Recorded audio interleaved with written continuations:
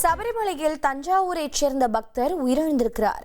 சபரிமலையில் தஞ்சாவூரைச் சேர்ந்த கோவிந்தராஜ் பெருமாள் என்ற பக்தர் உயிரிழந்திருப்பதாக தகவல் கிடைத்திருக்கிறது. இதுவரை சபரிமலையில் உயிரிழந்த ஐயப்ப பக்தர்களின் எண்ணிக்கை 22 உயர்ந்திருக்கிறது. விவரங்களை செய்தியாளர் சிவசபாபதி வழங்கி கேட்கலாம். சிவசபாபதி வணக்கம். தஞ்சாவூரை சேர்ந்த பக்தர் உயிரிழந்திருப்பதாக தகவல் கிடைத்திருக்கிறது. அவரின் விவரம் என்ன? அவரது குடும்பத்தாரிடம் தகவல் தெரிவிக்கப்பட்டு விட்டதா? என்ன காரணத்தினால் உயிரிழந்தார்? விவரங்களை பதிவு பண்ணுங்க. சபரிமலை ஐயப்பன் கோவில் நடை திறக்கப்பட்டு மண்டல பூஜைக்காக நடை திறக்கப்பட்டு 1 மாதத்திற்கு மேலான நிலையில பாத்தீங்கன்னா லட்சக்கணக்கான ஐயப்ப பக்தர்கள் சபரிமலையில மலையேறி ஐயப்பனை தரிசனம் செய்து வந்துகிட்டு இருக்காங்க.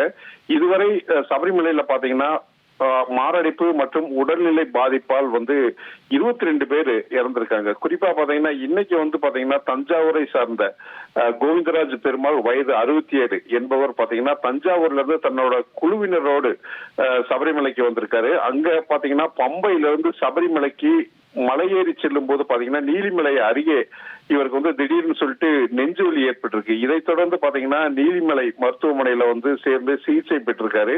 அங்க இவருக்கு அதாவது சிவியரான ஹார்ட் அட்டாக் ஏற்பட்டதை தொடர்ந்து அதற்கான சிகிச்சை அளிக்கப்பட்டு வந்த நிலையில பாத்தீங்கன்னா சிகிச்சை பலன் இல்லாமல் அங்கே இறந்திருக்காரு. அதை தொடர்ந்து அவருடைய உடலை பம்பைக்கு கொண்டு அங்கிருந்து பாத்தீங்கன்னா பத்தன்திட்டா கொண்டு செல்லப்பட்டு மார்ச்சுரியில வச்சிருக்காங்க.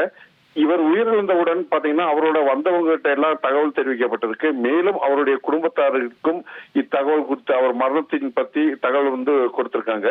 இது மட்டும் இல்லாம பாத்தீங்கன்னா சபரிமலையில ஏறி வர்ற அதாவது மலையேறி வர்ற ஐயப்ப பக்தர்கள் மிகுந்த எச்சரிக்கையுடன் ஏறி வரணும் அப்படின்னு சொல்லிட்டு தொடர்ந்து சொல்லப்பட்டு வருகிறது. ஏன்னா இந்த வயதானவர்கள் மற்றும் இதய நோய் உள்ளவர்கள், மாற்று நோய் உள்ளவர்கள் எல்லாருமே பாத்தீங்கன்னா சபரிமலை மலையேறதை தவிர்க்கணும் அப்படின்னு சொல்லிட்டு சொல்றாங்க.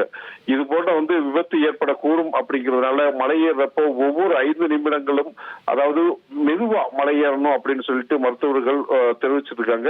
நெஞ்சுவலி மற்றும் மற்ற உடல் உபாதைகள் இருந்தா உடனே மருத்துவரையும் அணுக சொல்லி அவங்க கூறிக்கிட்டு இருக்காங்க. இப்ப பாத்தீங்கன்னா சபரிமலையில உயர்ந்தவர்கள் எண்ணிக்கை பார்த்து 22 உயர்ந்திருக்கிறது. விவரங்களுக்கு நன்றி சிவசபாபதி. அதிமுக்கிய விவரங்களை அனைவருக்கும் புரிய வைக்கும் பாட்காஸ்ட். பொருளாதாரத்தை பல ட்ரில்லியன் ஆயுதங்களை கொள்முதல் செய்கிறது. சம்பவங்களை தேடி களத்திற்கே உங்களை அழைத்து செல்லும் ஸ்பாட்லைட். அங்க இருக்கக்கூடிய கள விவரங்கள் என்ன? இந்திய ராணுவம் 5 வருஷமாவே சார் எனக்கு ரொம்ப பிடிக்கும் அவர் வர்றதுக்காக. எங்களுடைய நியாயமான கோரிக்கை. Even at the cost of stopping. பார்வையாளர்களையும் செய்திக்குள் பங்கெடுக்க செய்யும் மக்கள் குரல்.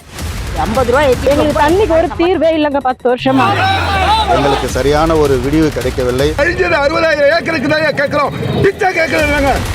புத்தம் புதிதாக வித்தியாசமாக சில இடங்கள்ல பாகிஸ்தான்லயே பாராட்ட வேண்டாம், ஆனால் அதற்கு கொச்சைப்படுத்த வேண்டாம் என்று நான் கேட்டுக்கொள்கிறேன். மதத்தால் இனத்தால் மக்களை எப்படியெல்லாம் பிளவுபடுத்த முடியுமோ அந்த பிளவிற்குண்டான ஆயுதமாக இந்த மாநாட்டை அவர்கள் பயன்படுத்த நினைக்கின்றார்கள். அரசியலிலிருந்து சினிமா தனித்து இயங்க முடியாது. அனைத்தும் உங்களுக்காக. எப்போதும் இணைந்திருங்கள் தந்தி டிவியுடன்.